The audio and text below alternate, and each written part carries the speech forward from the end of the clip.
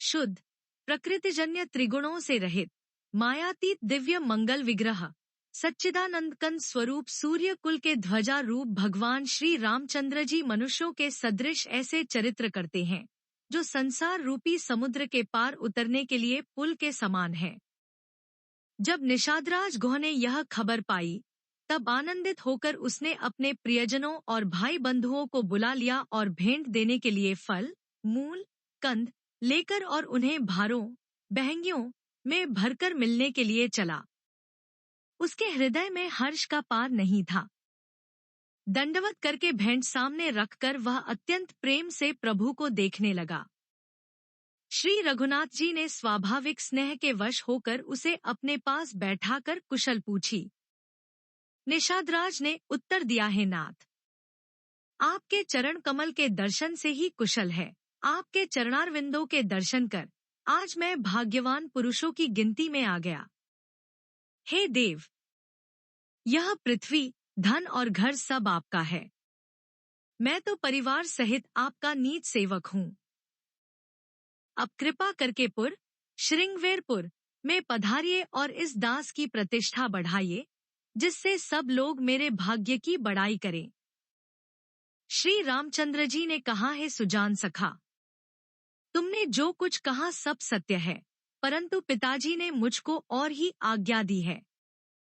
उनकी आज्ञानुसार मुझे 14 वर्ष तक मुनियों का व्रत और वेश धारण कर और मुनियों के योग्य आहार करते हुए वन में ही बसना है। गांव के भीतर निवास करना उचित नहीं है।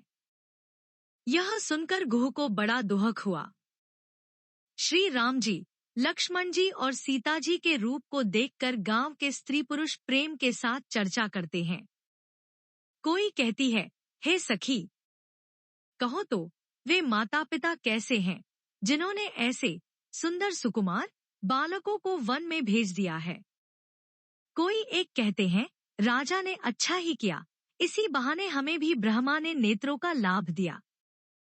तब निषाद राज ने हृदय में अनुमान किया तो अशोक के पेड़ को उनके ठहरने के लिए मनोहर समझा।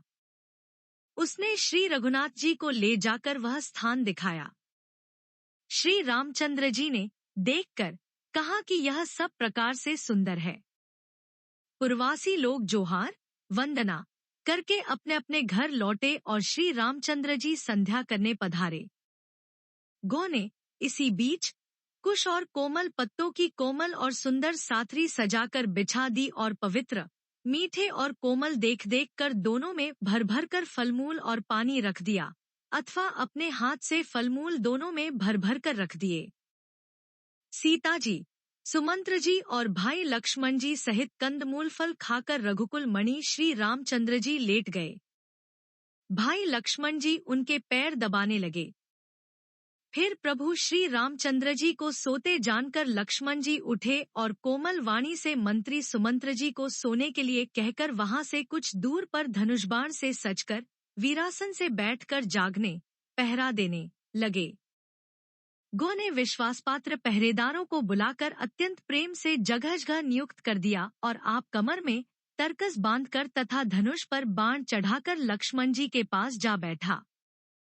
प्रभु को जमीन पर सोते देखकर प्रेमवश निषाद राज के हृदय में विषाद हो आया।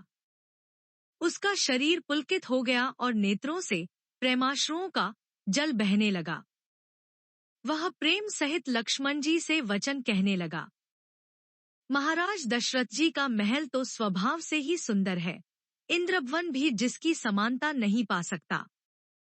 उसमें सुंदर मणियों के रचे चौबारे, छत के ऊपर बंगले हैं, जिन्हें मानोरति के पति कामदेव ने अपने ही हाथों सजाकर बनाया है, जो पवित्र, बड़े ही विलक्षण, सुंदर भोग पदार्थों से पूर्ण और फूलों की सुगंध से सुवासित हैं, जहां सुंदर पलंग और मणियों के दीपक हैं, तथा सब प्रकार का पूरा आराम है, जहां ओढ़ने बिछाने के अनेकों वस्त्र, तकिए और गद्दे हैं, जो दूध के फेन के समान कोमल, निर्मल, उज्ज्वल और सुंदर हैं।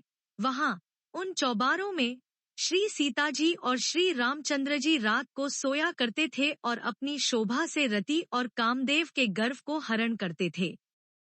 वहीं श्री सीता और श्री राम जी आज घास फूस की साथरी पर थके हुए बिना वस्त्र के ही सोए हैं।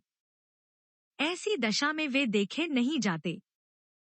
माता, पिता, कुटुंबी, पुरवासी, प्रजा, मित्र, अच्छे शील स्वभाव के दास और दासिया, सब जिनकी अपने प्राणों की तरह सार संभार करते थे, वही प्रभु श्री रामचंद्र जी आज पृथ्वी पर सो रहे हैं। जिनके पिता जनक जी हैं, जिनका प्रभाव जगत में प्रसिद्ध है, जिनके ससुर इंद्र के मित्र रघुराज दशरथ जी हैं और पति श्री रामचंद्र जी हैं, वही जानकी जी आज जमीन पर सो रही हैं। विधाता किसको प्रतिकूल नहीं होता। सीता जी और श्री रामचंद्र जी क्या वन के योग्य हैं? लोग सच कहते हैं कि कर्म, भाग्य ही प्रधान है। कैकेराज की लड़की नीच बुद्धि कैकेयी ने बड़ी ही कुटिलता की, जिसने रघुनंदन श्री राम जी और जानकी जी को सुख के समय दुहक दिया।